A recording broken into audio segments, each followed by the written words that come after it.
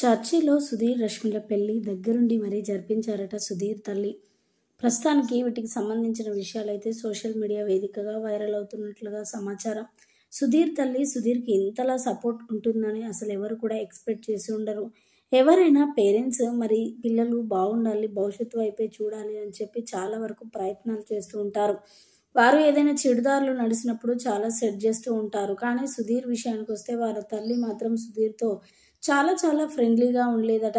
ఇంకా కష్టాల్లో అయినా సరే, గొప్ప గెలుపైనా సరే ఖచ్చితంగా 2 సందర్భాలలో సుధీర్ని అభినందిస్తూ తన వెంటే ఉండేదట తన తల్లి.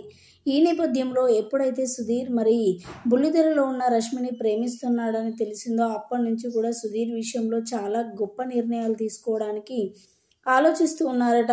ఏదైతేనేం వాడికి నచ్చిన అమ్మాయిని చేయడమే బాగుంటుంది, జీవితంలో బాగుండాలి అని చెప్పి అంటే మనం నచ్చిన వాళ్ళని చేసుకుంటేనే బాగుంటాం కదా అని చెప్పి ఆమె కూడా అదే కాన్సెప్ట్తో మరి సుధీర్, రష్మిలు ప్రేమించుకుంటున్నారని తెలిసి ఇద్దరిని ఒకటి చేయాలని ఆలోచించారట.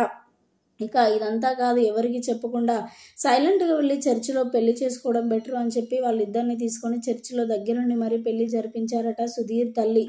ప్రస్తుతానికి వీటికి సంబంధించిన విషయాలైతే సోషల్ మీడియా వేదికగా వైరల్ అవుతున్నట్లుగా సమాచారం.